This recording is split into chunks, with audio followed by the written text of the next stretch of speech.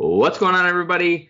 Happy Monday at the time of this recording. The podcast will be live Tuesday at some point. Me and Matt both very busy Monday afternoon. So by the time you guys will see this, week 17 will be wrapped up. And Matt, today, different format. We're going to go with our fantasy awards. We're doing a little fantasy alarm. Not the whole company, but you and I, because, now we control the narrative at Fantasy Alarm. Now that we're the only two recording this podcast, we can hand out our awards, and by association, Fantasy Alarm awards. So, all the running backs we're going to praise. Sorry, Kevin Tompkins, you're being dragged into it. All the players that other people don't like or do like, I'm sorry, you're being dragged into it as well. But yeah, we're going to do a little Fantasy Alarm award show here for the fantasy season that just wrapped up, Matt. 2022, first off, Happy New Year to you and yours. 22 season wrapped up. We'll wrap up here on Monday night. What did you make of it? What are your thoughts on it? Are you good season, bad season for you overall? What's your overarching thoughts on the 2022 fantasy football season? Weird, if we're gonna describe. Very weird. I agree with that. It was a weird season, right? Nobody did what we thought they were going to do, just about. I'm not sure any teams did what we thought they were going to do outside of a few, right? Like the Chiefs, Bills, Bengals all still showed up. Everything else, I'm not sure anybody else could tell us that it was going to shape up that way. Scoring was down, so that was great. And I'm still a little salty. I read off my roster to you in my 10-team home league before we recorded. And I was picked to go. NFL.com at the end of the draft gave me a 13-1 record, which is also a kiss of death. And I finished in second in that league. I got off to a slow start and then rallied. So I don't know. I had 10 or 11 wins. I can't remember. But then the guy I faced, who I'd beaten twice in the season, beat me in the semifinals. He had his best best week of the year, and I had one of my lowest weeks of the year, so I got beat. But I would just say weird overall. Like, I went in on some guys that didn't do what I thought they were going to, and then the guys I just took flyers on showed up. So overall, like 2022 overall, from all sports, like all fantasy sports, year for me was weird across the board. NASCAR, baseball, football, everything was weird. So hopefully 2023 brings a little bit more standard stuff back. And get to, my reads on things hopefully pan out a little better this year. Yeah, I think that was the perfect way to describe it. Weird, because I fully agree. Something not weird though, Matt, was the fantasy football MVP of the 2022 season. And we can start with you. And again, this is your awards and by association Fantasy Alarm, but your award for your fantasy football MVP. No one else's, and nobody can take this away from you, no matter who you choose, even if it's wrong and my answer's right. Who is your 2022 fantasy football MVP, Matt? So weird is probably a good way to stick with my MVP, as nobody really saw this coming, but I'm going to give it to Josh Jacobs. Hard to deny what that guy did this year. I think he's RB3 or RB2 in PPR scoring. Yeah, RB3. Yep. So that's nuts. Did anybody see this coming? I don't think so. He was being drafted as like an also ran right before. We'll talk a little bit more about values later on, but he was being drafted like RB 25 to 30. Yep. In NFC ADP leading up to fantasy, the football season. So for that guy to turn around and have a 1,600 yard, 12 touchdown season with almost 400 receiving yards prior to week 18 happening, I'm giving it to him, because you never had to take him out of your lineup or worry about it. He was just going to show up. Yeah, the current overall 10th highest scoring fantasy football player on the year, and that could change regardless of position. Yeah, regardless of position. And maybe Stephon Diggs, barring Monday night's results, but he's really the only one that could catch him. So regardless, he'll be in the top 11 even if Stephon Diggs goes crazy. I went with Austin Eckler. I think not Austin Eckler not only has had the most monstrous year, he's also the most likable fantasy draftee, I think. Considering he participates in fantasy conversation, he does a podcast about fantasy football. He actively has people tweeting at him for like merch and all this cool stuff.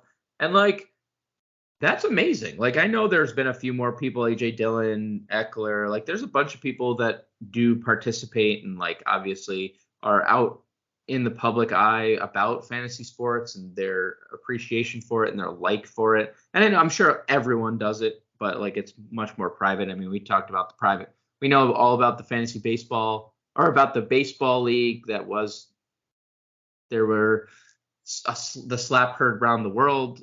That's why I think these leagues are kept private. But Austin Eckler, I mean, he just scores so many touchdowns. He also had 103 receptions on the year to go along with 800 rushing yards. I mean, there's just nothing he didn't do better than every other skill position player this year. He is fourth overall, only behind Mahomes, Allen, and Hurts in fantasy points, which I think one of us could have chosen Mahomes or Allen or Hurts, but it's a lot more, I think, rewarding when your running back has as many points or very close to your quarterback's points or more than almost every other quarterback. So I'm going to go Austin Eckler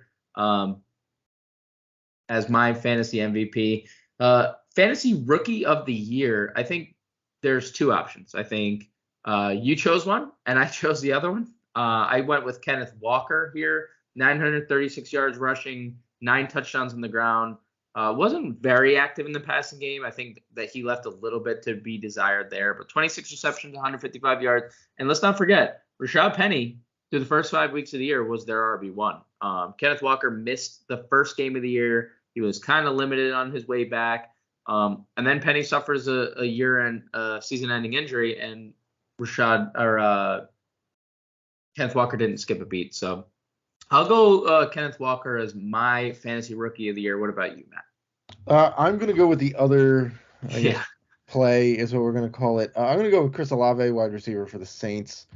Look, I'm not even sure most people thought he was the best wide receiver in the draft class this year, let alone best landing spot for fantasy, given the quarterback situation coming into the year. And you had Michael Thomas that was back, although his foot thing popped up again. You had Kamara, who everybody expected to get a whole bunch of stuff. So it was kind of an iffy situation, and then he shows up and basically puts up almost as many PPR points as Kenneth Walker did. Yep. He missed a couple games along the way, but he had 67 catches, 982 yards, and 3 touchdowns. Again, this is following week 17, so there's still another game to go, but to put up basically 1,000-yard season with a craptastic group of quarterbacks and Jameis Winston, Andy Dalton, and occasionally Taysom Hill, that's pretty impressive considering the fact that there's no other weapons on that team. I mean, there's Kamara, but he had a pretty down year for Kamara. So I'm going to go with Olave. You got two guys over there who, between Kenneth Walker and Chris Olave, both topped 185 fantasy points this year, which is pretty good for anybody, let alone a rookie. Yeah, Chris Olave, wide receiver 25 on the year, so just missed out on wide receiver 2 in 12 teams. Basically. Yep, 12. Yeah, in 14 teamers, he's a wide receiver 2. In 12 teamers, he just misses the cut, but like I would accept that every week. Chris Olave is my flex play. And Kenneth Walker, running back 19. So both very. So again, they're twos in their respective positions for fantasy. Yep. Yeah. We're gonna go with a surprise player at each position. We'll start at the quarterback position. Matt, you can go first. Who was your fantasy surprise at QB this year? So I'm gonna go with a guy whose last name I always type incorrectly, and on the game previews I have to type it twice because it just keeps being a Freudian slip. Brett Flynn laughs at me every time I type it wrong in the game previews, but it's Jared Goff. I type it goof. Jared Goof. But he was not a goof this year. He's QB 8 by most scoring. So that's a starter in basically even if you're only playing 18 leagues, he's still a starting quarterback for you.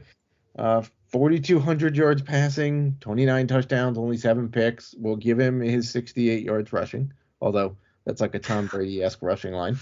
But, look, it was an up and down year for the Lions. They started terribly, and now they're, they may need a little bit of help here to make the playoffs, but they're in the playoff conversation going into the last week of the season.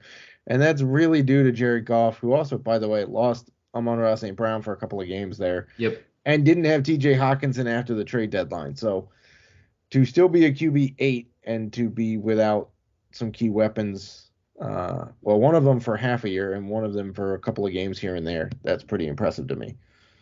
And, the number one receiver taken in last year's draft, Jameson Williams, for 14 weeks. So Jared Goff has been. When he's come back, he's not really been a factor. Right. So decent game, and then the rest of the time, not anything. Yep. So Goff has been doing a lot for the Detroit Lions. Mine, they wrote off, but he didn't write back though, and that was a quote exactly from Geno Smith, who just buried his former team, sunk them, knocked them out of the playoffs. Because again, the Jets, like a lot of other people, they wrote him off, but I ain't right back though.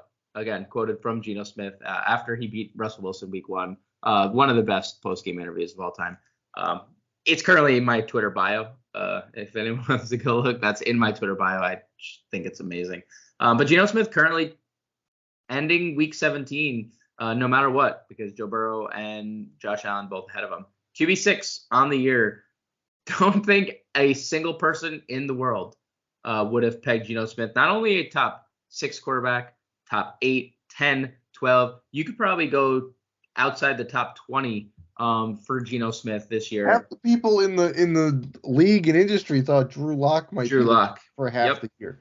So Geno Smith, looking at things, Geno Smith, I'm looking at where he was drafted, Matt. Oh, his ADP, you're going to have to scroll for a while. He is actually not, unless, okay. Geno Smith, just take a stab. 88 qualified quarterbacks, according to NFC ADP.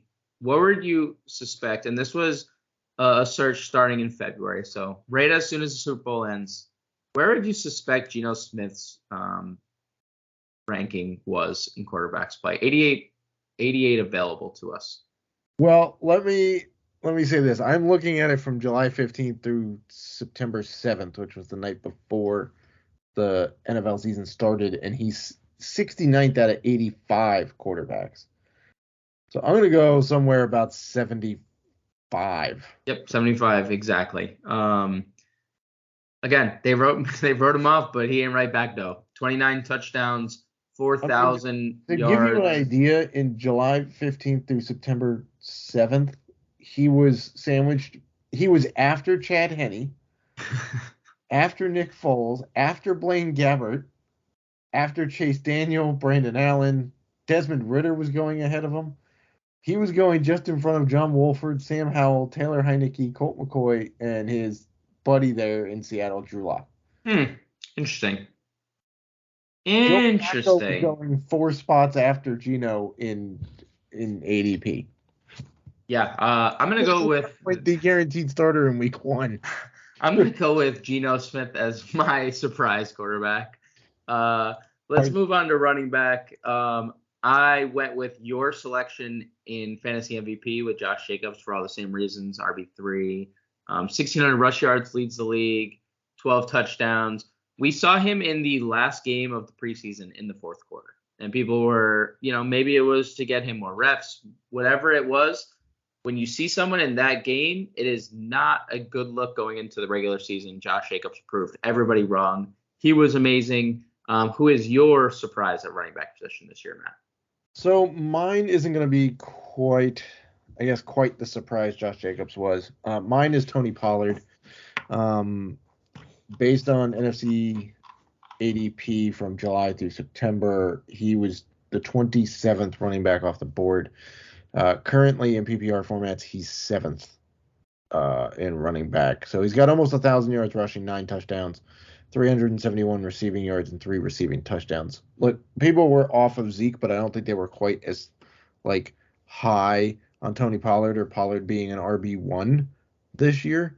So I'm going to go with Pollard. He was, I guess, a little less of a surprise than Josh Jacobs, clearly, but it's hard to find anybody really below him that really blew the doors off the joint like Pollard did, who is also, by the way, a Pro Bowl selection for what that means to people. So I'm going to go with Tony Pollard as my surprise running back.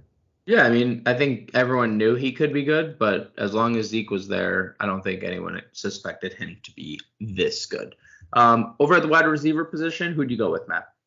I'm going to have to go a little bit homer, and this is going to take some explaining. I went to Kansas State for college, and I got to watch a guy named Tyler Lockett play there in college.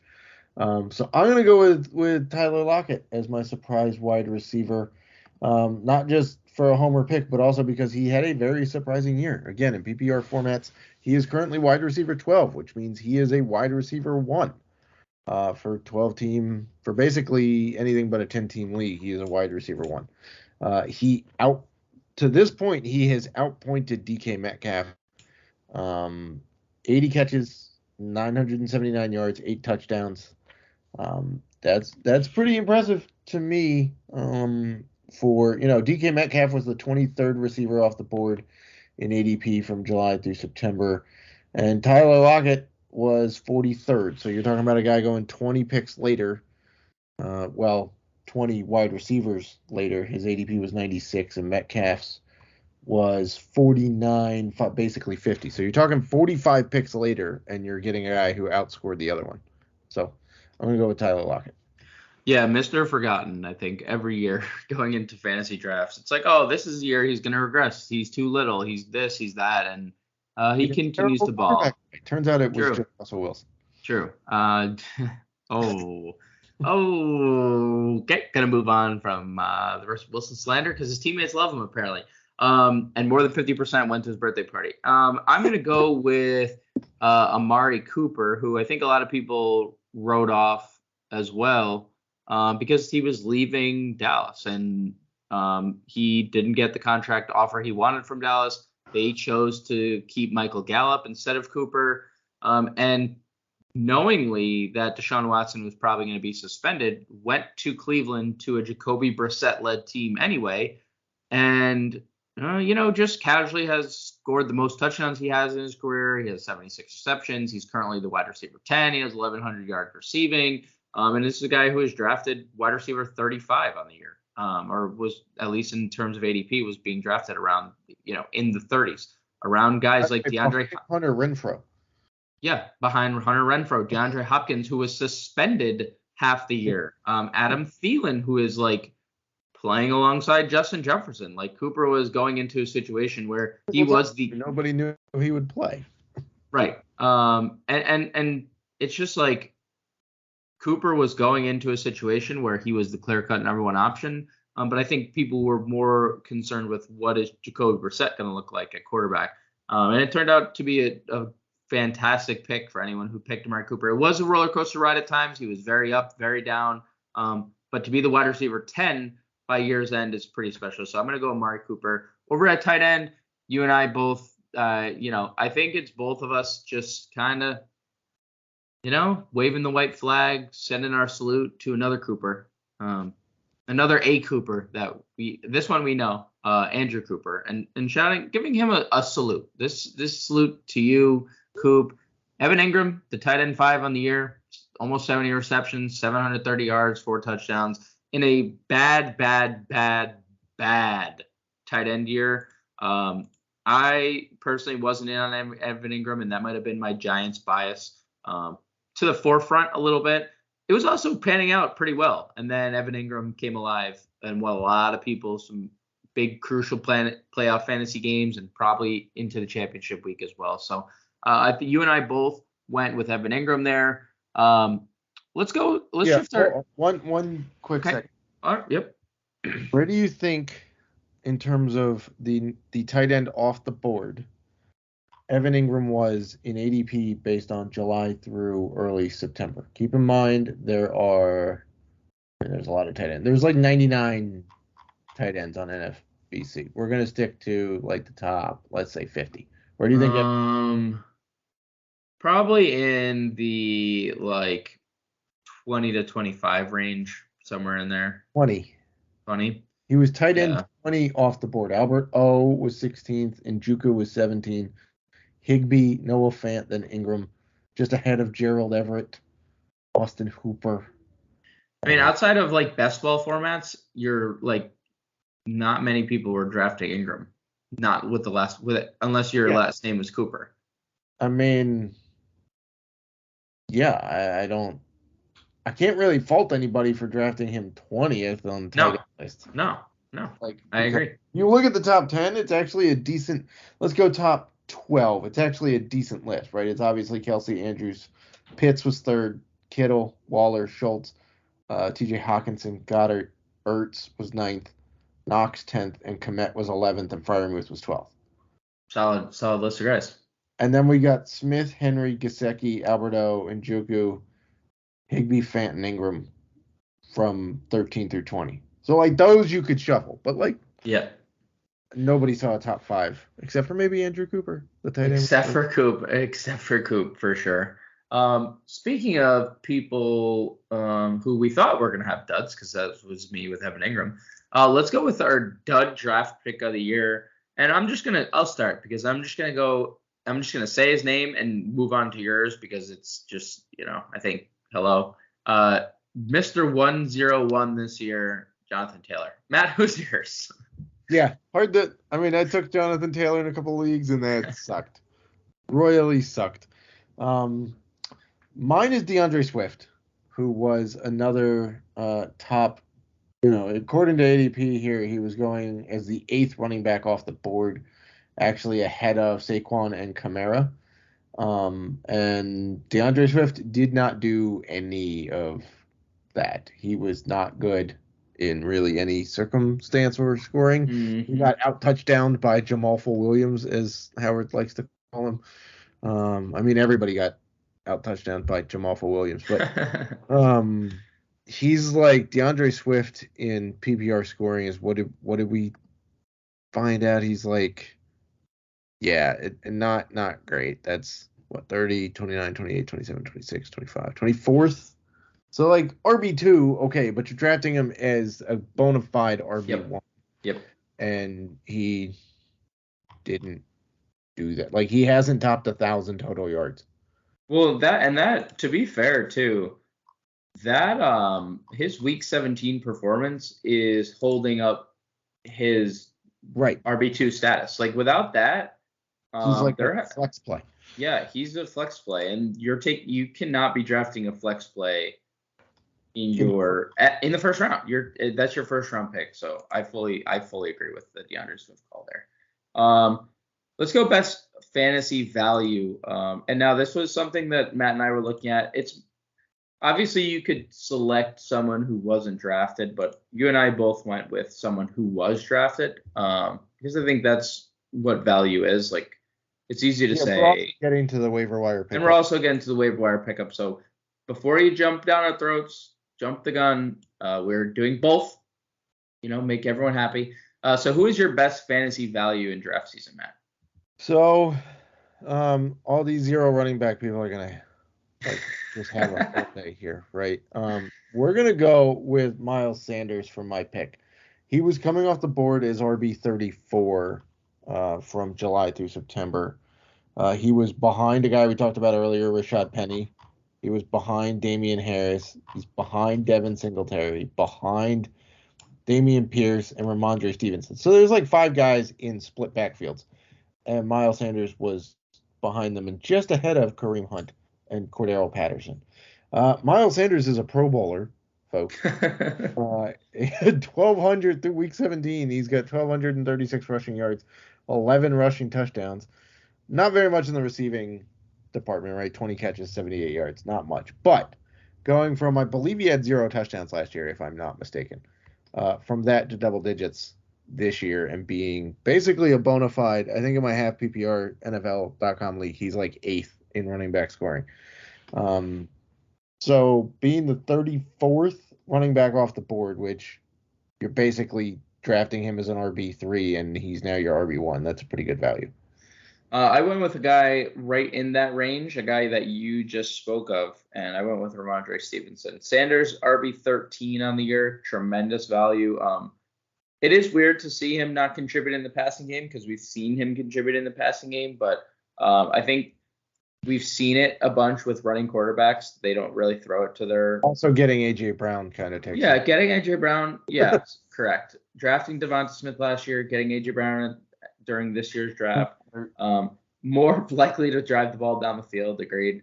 And maybe there's positive touchdown regression for Sanders next year because Hurts stole so many. So maybe we are in for another big year for Miles Sanders. But I went with Ramondre Stevenson, who I think did do a vast majority of his damage. Yes, he's about to surpass 1,000 yards rushing, and he did have 5 touchdowns on the ground. But where he made his fantasy money, especially in PPR formats, is in the air. 64 receptions, I think, is not something that we should take lightly. That's 4th most at the running back position, only behind Eckler, McCaffrey, and Leonard Fournette, ahead of Barkley, Kamara, Jones, McKinnon. So I went with Ramondre Stevenson. He obviously benefited from an injured Damian Harris for large portions of the year. Harris definitely had a bad contract year for sure, but Stevenson has been a monster all year. So I think he was my best value. Loved your call with Miles Sanders as well. By the way, I have both of them in my NFL.com home league. I have Sanders, who's 11th in that league, and Stevenson is 10th, along with Aaron Jones is 9th, and McCaffrey's 4th. So pretty good running back. Four running backs in the top 11. I'm trying to see if I can find out where I took them in the drafts. If I can, I don't remember exactly, but I know I took McCaffrey like 7th overall because my league mates are stupid. But hopefully your league mates are not listening to this. Matt said it, not me. But yes, allowing McCaffrey to slip to 7, pretty intelligent of you guys. Best fantasy waiver wire pickup, Matt, and I went with someone that we already mentioned. I went with Kenneth Walker. There was a large debate in the middle of the year about Kenneth Walker on the waiver wire, and people suggesting, go pick up Kenneth Walker. He was 50% owned, and a lot of people that were complaining about it were saying, let me join the league you're in. Let me join the league. Well, the problem is you want to be a fantasy football analyst, but then when people analyze something for, the masses and not just for you or our coworkers in the space, we're wrong. And now we don't know what we're talking about. Kenneth Walker was 50% owned in week 6 the week after Rashad Penny, or 50% available the week after Rashad Penny went down with an injury. Kenneth Walker, as we just mentioned, RB19 this year. And then you're not going to find many better waiver wire pickups available to you than an RB19 overall. We got Kenneth Walker again. Yes, I'm sure people drafted him, but I'm sure a lot of people dropped him in the first 5 weeks when he was the clear backup to Rashad Penny, when Rashad Penny went for 150 yards against, I believe, the Lions. And Kenneth Walker was, second fiddle. So I went with Kenneth Walker, Matt. Who are you going with as your best waiver wire pickup of the year? I'm using a cheat code known as Kansas City for this one, and I'm going to go with the Chiefs backfield, like the entire Chiefs backfield, except for Clyde Edwards-Helaire, who was like a first-round pick. Well, you're including Ronald Jones in that, right? Because No, I want not even his teammates want anything to do with Ronald Jones. Sure. I'm going mainly with McKinnon and Pacheco. Okay, so you're talking about how Kenneth Walker was 50% owned, right? In ADP, Kenneth Walker was the 37th running back off the board, right, way up to the night before the season started. Okay. Now we come to the Chiefs. We've got, let's see, I just lost where I was scrolling from. Jerick McKinnon was 61st. That's crazy. Off the board. Isaiah Pacheco was 55th off the board. And if you want to toss Ronald Jones in there, sure. He was 59th off the board. Don't throw Ronald Jones. Don't throw Ron. No. All those cover your ears. Don't throw him in there.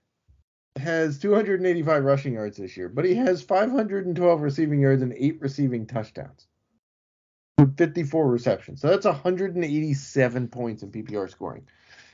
Pacheco has 766 rushing yards, 4 rushing touchdowns, 130 receiving yards for 122 points, right? So McKinnon and Pacheco were easily top 30 running backs based off points. And they went 55th and 61st in draft boards. So they were easily available. I know Pacheco had a lot of steam going into draft season, but still, like you're getting guys. Okay, so McKinnon comes in at like 20th best running back on the season in PPR, and you've got Pacheco who's like 35th, I guess. But still, you're getting a flex play on the waiver wire in Pacheco, and you're getting an RB2 in McKinnon. It's hard to beat. Yeah, and to your point, like we're I mean, talking to give about you an waiver. idea, Clyde Edwards-Helaire hasn't cracked 100 points yet in PPR scoring. Well, and to the point of best waiver wire pickup, it's not necessarily doesn't mean that we have to pick them up week 2 and they sustain this long season of success. Pacheco largely was available heading into the game against Jacksonville, week 10. He had, and then from there he took off where he didn't have a game of less than 7, 8, looking 8 fantasy points, and mostly double-digit fantasy point games. He only had 2 games of 10 or more carries. He only had 3 with more than 5 carries up to week 10. So your week 10, week 11 rather, or week 10, Jacksonville. If you decide to pick up Pacheco that week, if that was the week that they were, they had their week 8 bye.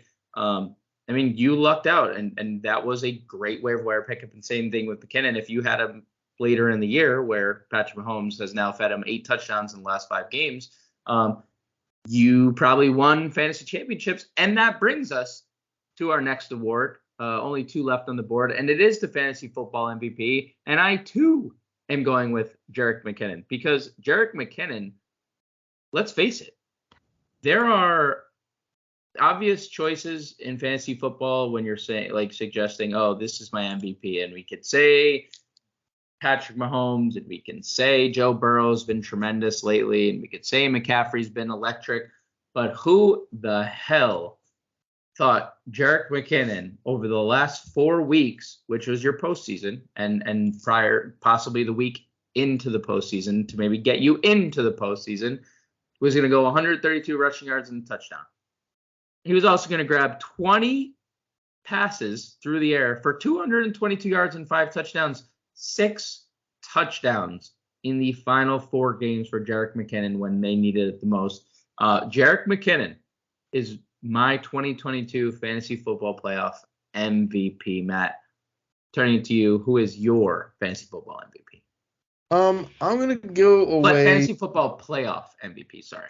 Yeah, there you go. Fantasy football playoff MVP. So I am going to go away from running backs here. We've been talking quite a lot about running backs, which congrats to them. The year of the running back, huh? The year of the running back. Year of the running back, right? Like there may not have been mass bulk, but there was actually sneaky good performances. I'm going to go with a guy who actually knocked me out of my home league's playoffs by his huge week a couple of weeks ago. CD Lamb.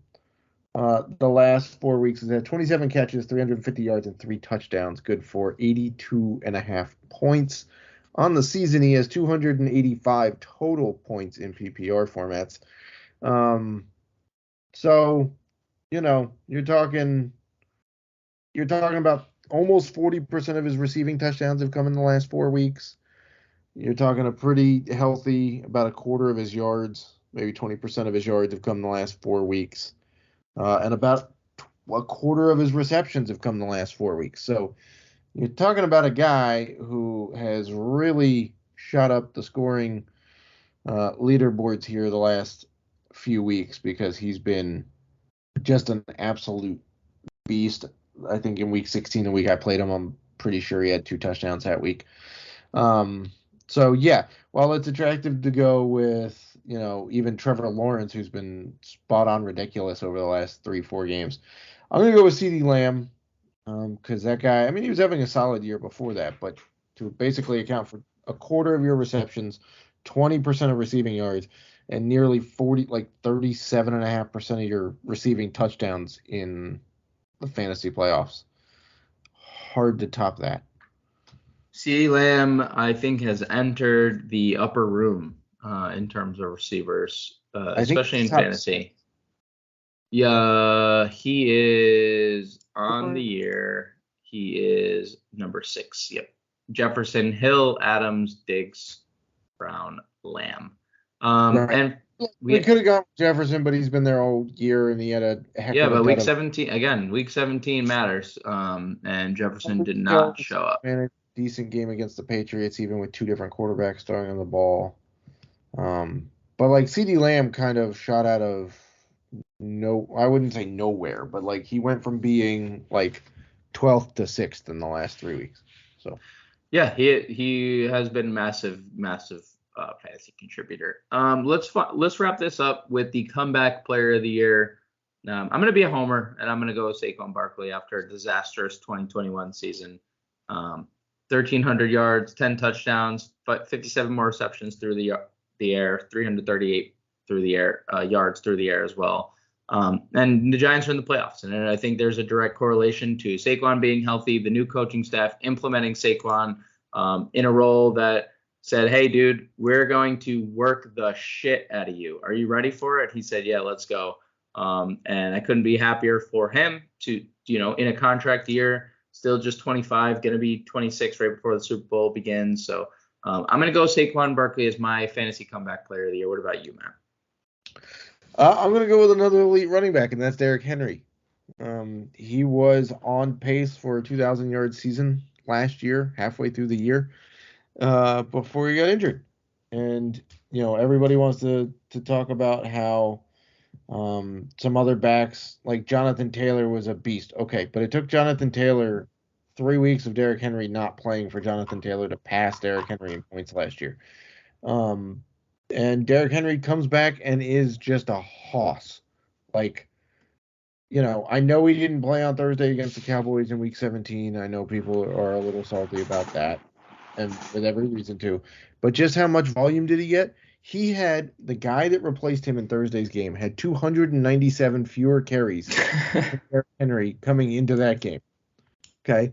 Derrick Henry had 319 carries through the first 16 weeks of the season. The next closest dude on his roster had 22. That is hilarious. That is like, I'm not even sure how many running backs have 297 carries on the year total, let alone 297 more than the next guy. Like, there's not, like, Saquon's at 295. Right? You got Josh Jacobs at 323, Derrick Henry at 319, Saquon's at 295. And Chubb's at 290. The next closest is Cook at 253. So, in terms of volume, Henry is in a league of his own. 1,429 yards, 13 touchdowns. He also caught 32 passes. For those of you who say you can't draft him in PPR because he doesn't catch anything, 32 passes. I'll take it. For 397 receiving yards. Not bad. Not bad from a guy who missed half of last year and everybody wrote off because he gets too much volume. He's really only had like 3 years of being the lead back. So he's also just bigger than everybody else. So I'm going back to Derrick Henry again next year, by the way. Targeting. So that's my comeback player of the year. I think it's got to I think they're both equally deserving. They're both top 5 running back scorers, top 3 probably. Hard to be that for 2 dudes who either missed all of or most of last year. And that'll do it for today's MVPs and waiver wire pickups and all of our awards here at Fantasy Alarm from Matt. From this was the last 2-minute drill of the year. We'll be back next year potentially. Maybe not. Maybe we'll have a different format. But Matt, big shout out to you for filling in probably half the year for either Dan or myself. Big shout out to Dan Malin as well, who wasn't able to make it to this final episode. And you know what? Big shout out to me. Big shout out to me as well. Shout out to me. Oh, pat yourself on the back there, Grande. I'm gonna pat myself on the back because you know what, I was here too. But most of all, thank you guys for listening. Hopefully you liked this award episode. Hopefully you enjoyed our content all season long, and we'll have obviously the regular run-of-the-mill content for the playoffs and DFS, and we'll have injury reports, and we'll have matchup reports, and we'll have the whole nine for the rest of the postseason. So good luck out there if you're playing in any postseason contests, and we'll catch you guys next year. And everyone, happy 2023.